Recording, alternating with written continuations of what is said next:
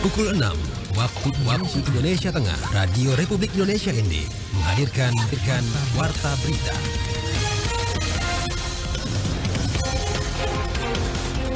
Selamat pagi saudara, Anda mendengarkan Warta Berita edisi Rabu 14 Agustus 2024 dengan sari berita. Pasca penetapan daftar pemilih sementara bersama Bawaslu dan juga perwakilan partai, pihak Komisi Pemilihan Umum Kabupaten Ngada menghimbau masyarakat agar segera melakukan perekaman KTP elektronik di Dinas Dukcapil. Warga keluhkan genangan air kotor di area drainase wisata kuliner Kampung Ujung, Labuan Bajo. Bersama saya Leli Kara, kita ikuti segera berita selengkapnya.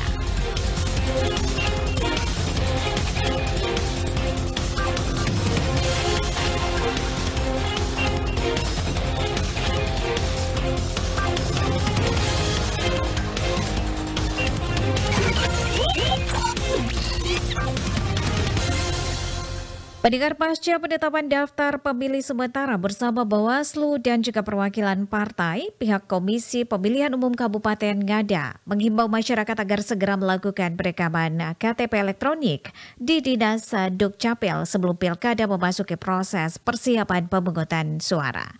Selengkapnya Ferry Soo melaporkan. Untuk memilih di TPS, Bapak Ibu sudah terdaftar sebagai pemilih dan mempunyai KTP elektronik.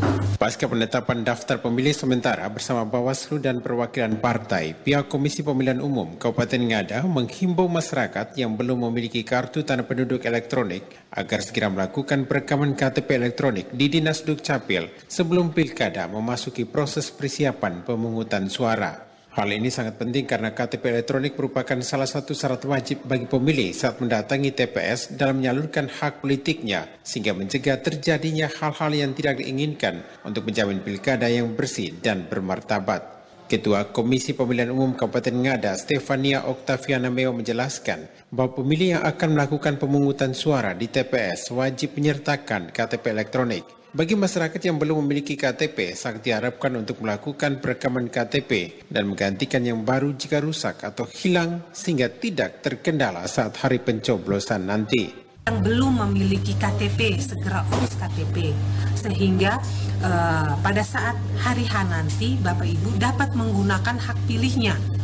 Karena salah satu persyaratan untuk memilih di TPS, Bapak Ibu sudah terdaftar sebagai pemilih dan mempunyai KTP elektronik. Oleh karena itu, seluruh kami sangat mengharapkan, kami menghimbau pada seluruh masyarakat untuk segera mengurus KTP di dinas atau lembaga yang terkait. KPU Ngada terus melakukan pembenahan untuk menyempurnakan tahapan pilkada dengan melakukan sosialisasi sesuai tahapan dan undang-undang yang berlaku sehingga pada saat hari pemungutan suara dapat berjalan aman dan lancar serta tidak mengalami kendala apapun. RRI Ferry Soo melaporkan. Warga keluhkan genangan air kotor di area drainase wisata kuliner Kampung Ujung, Labuan Bajo. Informasi ini disampaikan Epi Wahab. Kebersihan menjadi salah satu perhatian penting apalagi di kota pariwisata seperti Labuan Bajo, Kabupaten Manggarai Barat, Nusa Tenggara Timur. Begitupun dengan kebersihan setiap area publik dan destinasi wisata seperti wisata kuliner Kampung Ujung yang terpantau saat ini dalam kondisi yang kurang baik, terutama perihal kebersihan di sekitar area drainase yang digenangi air dengan aroma yang mengganggu. Salah seorang warga lokal, Nur Safitri, menyampaikan keluhannya dengan kondisi kotornya area sekitar drainase, di mana beberapa area dipenuhi genangan air berwarna hitam disertai aroma kurang sedap. Saya tiap kali lewat rasanya terganggu dengan genangan air. Mana warnanya hitam, kotor. Pernah saya jalan kaki cari ikan bakar, itu baunya tidak enak sekali. Saya warga sini saja terganggu, apalagi tamu dari luar. Menanggapi kondisi tersebut, Kepala Dinas Tenaga Kerja, Transmigrasi, Koperasi, dan UKM Kabupaten Manggarai Barat, Teresia Primadona Asmon, mengatakan masalah infrastruktur drainase menjadi kendala utama, di mana terdapat beberapa saluran yang tersumbat sehingga membutuhkan penanganan lebih. Nah, kami memang itu kendalanya memang di masalah ini ya, di masalah infrastruktur drainase, dan kami sudah berkoordinasi dengan Satker. Jadi kan upaya-upaya pembersihan yang dilakukan oleh pemerintah kerjasama seperti misalnya penyemprotan dari Pol PP, Damkar itu tidak bisa dilakukan ternyata karena harus dibongkar, ada beberapa saluran ya tersumbat. Jadi kami sudah koordinasi dengan Satker kemarin bertemu, dan nanti mungkin akan mencari waktu dan kesempatan karena gini mereka yang bangun dan kita tidak mengerti gimana ini posisi instalasi di bawah, dan nanti dengan Satker sendiri. Dia juga mengatakan pihaknya akan menyediakan petugas khusus untuk menangani terkait kebersihan di area wisata kuliner Kampung Ujung yang bukan hanya membersihkan tetapi juga memahami penanganan drainase apabila terjadi penyumbatan. Kawasan wisata kuliner Kampung Ujung merupakan salah satu tempat yang hampir setiap hari ramai dikunjungi wisatawan baik lokal maupun mancanegara, sehingga diharapkan dapat menjadi perhatian serius pemerintah Kabupaten Manggarai Barat untuk memberikan kenyamanan bagi wisatawan dengan menjaga kondisi kebersihan sekitar area. Dari Labuan Bajo, Epi Wahab melaporkan. Kita beralih ke berita selanjutnya. Badan Penanggulangan Bencana Daerah BPBD Kabupaten Flores Timur telah memulai langkah antisipatif terhadap ancaman kekeringan yang melanda wilayah tersebut dengan membangun sumur bor di 9 titik. Laporan Lady Badin. Dalam upaya mengantisipasi dampak kekeringan di Kabupaten Flores Timur, Badan Penanggulangan Bencana Daerah atau BPBD Kabupaten Flores Timur merencanakan pembangunan sumur bor di 9 lokasi yang tersebar di daratan Solor, Adonara, dan Larantuka, sesuai dengan arahan dari Badan Nasional Penanggulangan Bencana (BNPB). Kepala Bidang Kedaruratan dan Logistik BPBD Kabupaten Flores Timur, Avelina Halan, kepada RRI mengungkapkan bahwa proyek pembangunan sumur bor ini merupakan bagian dari langkah terpadu yang terkoordinasi antar sektor dengan tujuan memastikan ketersediaan air bagi masyarakat selama musim kemarau yang diperkirakan berlangsung hingga November 2024. Flores Timur sendiri telah ditetapkan berstatus siaga darurat bencana kekeringan hingga akhir tahun ini. Avelina Halan menjelaskan saat ini BPBD Kabupaten Flores Timur bersama Kodim 1624 Flow Team tengah melakukan survei geolistrik di beberapa titik yang telah ditentukan. Sesuai arahan BNPB, ada 9 lokasi yang akan dibangun sumur bor. 4 lokasi di daratan Flores Timur, 3 lokasi di daratan Solor, dan 2 lokasi di daratan Adonara. Tahap pertama, sosialisasi kami sudah lakukan bersama dengan Kodim 1624 Flores Timur. Sekarang sedang dilakukan survei geolistrik. Kemarin sudah di Adonara, hari ini di Solor. Survei geolistrik ini bertujuan untuk memastikan lokasi-lokasi yang tepat untuk pengeboran sehingga sumur yang dibangun nantinya dapat berfungsi optimal. Setelah survei geolistrik selesai, laporan akan dikirim ke BNPB untuk dilakukan verifikasi data. Proses verifikasi ini akan menentukan tahap pembangunan sumur bor yang diperkirakan memakan waktu sekitar 2 minggu. Survei geolistrik untuk melihat kedalaman airnya, lapisan-lapisan batu, tanah, untuk mengecek debit air juga.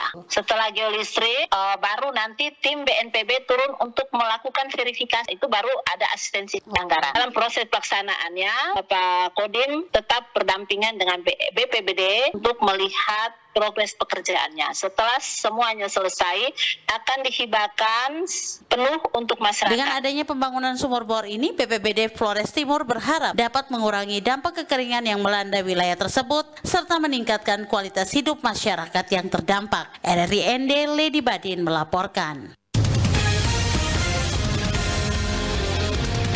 Anda sedang mendengarkan Warta Berita RRI ND.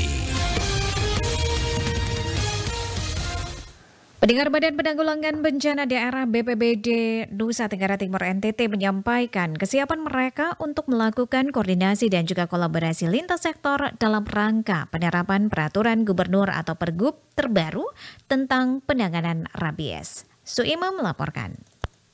Kepala Pelaksana BPBD NTT Cornelis Wadu kepada RRI Selasa 13 Agustus 2024 menjelaskan langkah ini diambil sebagai upaya untuk menanggulangi ancaman rabies yang dapat membahayakan kesehatan masyarakat dan hewan peliharaannya, sehingga sinergi antara berbagai pihak dapat memperkuat komitmennya dalam penanganan rabies baik di 6 kabupaten di daratan timur dan 9 kabupaten di Flores. Menurutnya, upaya penanganan rabies bukanlah hal yang baru, yang mana sebelum pergub diterbitkan berbagai tindakan preventif dan dan represif telah dilakukan untuk menangani ancaman rabies yang memang telah menjadi masalah serius di beberapa wilayah tersebut. Penanganan rabies yaitu membantu vaksin, khususnya vaksin anjing, vaksin manusia, dan juga teman-teman dinas peternakan dan dinas kesehatan proaktif di masing-masing wilayah. Dikatakan Cornelis, sebagai bagian dari upaya sosialisasi, BPBD NTT dan pihak terkait akan melakukan pelatihan dan workshop bagi tenaga kesehatan dan petugas lapangan untuk meningkatkan pemahaman mereka tentang bahaya rabies serta langkah-langkah pencegahan dan penanganan yang tepat. Selain itu, edukasi kepada masyarakat umum juga akan dilakukan untuk memastikan mereka memahami gejala rabies dan tindakan yang harus diambil jika terkena gigitan hewan. Ditambahkan, dengan adanya koordinasi dan kolaborasi lintas sektor yang kuat, BPBD NTT berharap dapat mengurangi risiko dan dampak dari rabies serta meningkatkan kesehatan dan keselamatan masyarakat di NTT.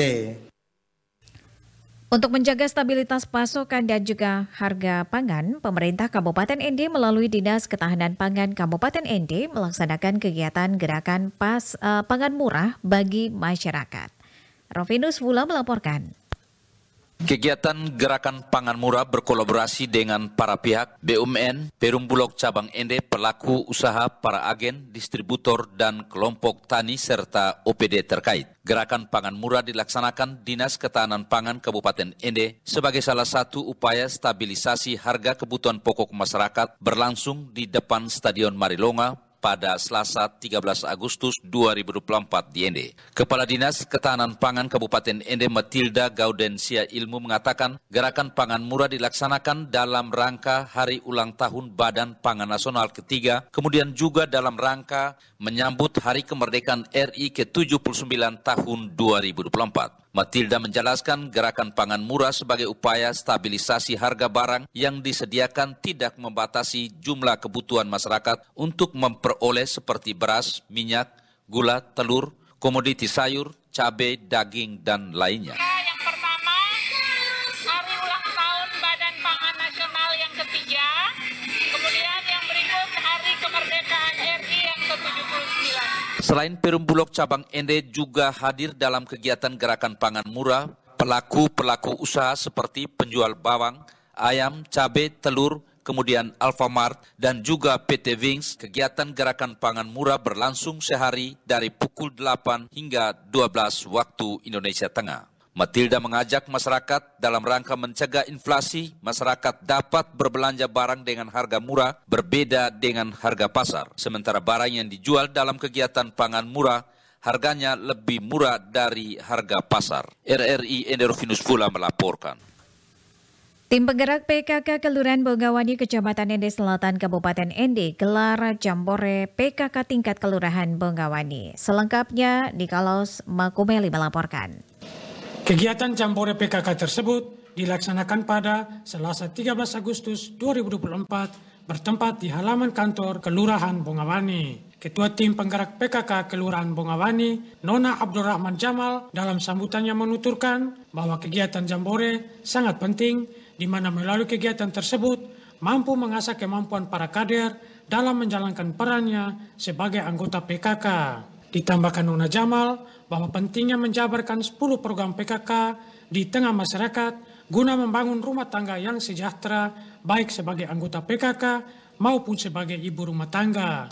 Kegiatan hari ini merupakan suatu bentuk kegiatan yang sangat penting bagi kita semua, di mana kegiatan Jambore hari ini adalah untuk mengasah kemampuan kita dalam berbagai kegiatan yang diadakan. Hendaknya kegiatan ini harus menjadi motivasi kita sebagai anggota PKK untuk terus lihat aktif dalam menjabarkan 10 program PKK di tengah-tengah masyarakat. Hari ini kita juga mau membuktikan bahwa PKK adalah sebuah wadah untuk kita bersama-sama membangun keluarga yang sejahtera, sehat lahir dan batin. Dirinya berharap kiranya melalui kegiatan Jambore PKK tersebut mampu menambah pengetahuan dan memperluas wawasan para anggota PKK dalam mengemban tugas dan tanggung jawabnya. Untuk itu, perlu kita giatkan dan tingkatkan peran serta kita baik sebagai anggota PKK maupun sebagai ibu rumah tangga untuk melaksanakan tata cara berumah tangga yang baik dan benar. Sementara itu, Ketua Panitia Pelaksana Jambore PKK Kelurahan Bongawani, Jost Artuela dalam sambutannya yang dibacakan oleh Sekretaris Pelaksana Irma Liga menuturkan, adapun tujuan diselenggarakan kegiatan Jambore tersebut yakni mewujudkan 10 program pokok PKK dalam dunia nyata dengan menyalurkan bakat dan talenta melalui lomba-lomba pada Jambore tersebut. Maksud diselenggarakan kegiatan ini adalah mewujudkan 10 program PKK dalam dunia nyata, yaitu pelaksanaan Jambore Kader ini sehingga semua muatan 10 program PKK dapat disalurkan melalui lomba-lomba pada Jambore ini. Adapun peserta Jambore PKK tingkat kelurahan Bongawani adalah para kader PKK, kader Posyandu, serta utusan dari masing-masing lingkungan sekelurahan Bongawani. RRI Ende, Nikolaus Makumeli melaporkan. Berita terakhir. Marcelino Sina SPD resmi dilantik sebagai pelaksana tugas PLT Kepala SMA Negeri 1 ND menggantikan Tobias Dawi SPD MPD yang telah memasuki masa purna tugas. Rosa Dalima melaporkan. Pelantikan ini berlangsung pada Selasa pagi bertempat di Aula Batara SMA Negeri 1 ND. Dihadiri oleh Koordinator Pengawas Korwas Pendidikan Menengah Kabupaten ND, Wahyuni Budiasi. Dalam sambutannya, Wahyuni Budiasi mengatakan, jika pergantian pejabat di sebuah institusi merupakan hal yang wajar dan sudah menjadi kebiasaan, mengingat setiap orang memiliki masanya. Wahyuni kemukakan jika Marcelino Sina atau yang akrab disapa Bob Sina terpilih sebagai PLT Kepala SMA Negeri 1 ND karena telah memenuhi syarat sesuai dengan aturan terbaru. Di antaranya Bob Sina adalah seorang guru penggerak yang telah memiliki sertifikat uji kompetensi kepala sekolah dan juga sertifikat uji kompetensi pengawas sekolah. Ketua Komite SMA Negeri 1 ND Justinus Sani di kesempatan yang sama memberikan apresiasi kepada mantan Kepsek Tobias Dawi atas dedikasi dan prestasi yang telah diukir selama masa kepemimpinannya. Saya berikan apresiasi kepada kepala sekolah yang lama yang purna tugas sebagai ASN Pak Tobias, dan selamat datang untuk kepala sekolah yang baru Pak Marcel.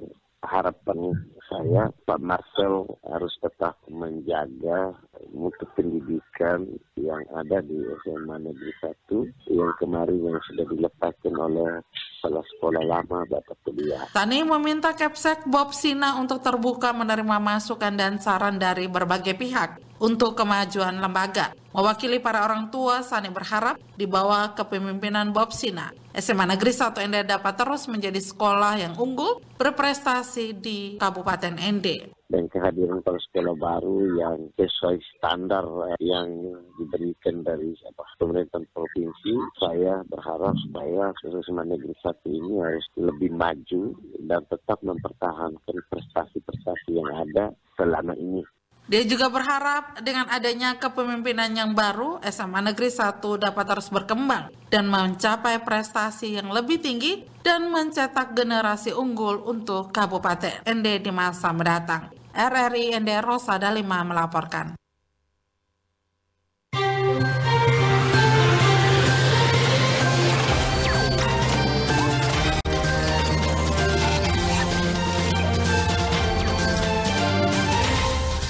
Terima kasih Anda telah mengikuti Warta Berita RRI ND.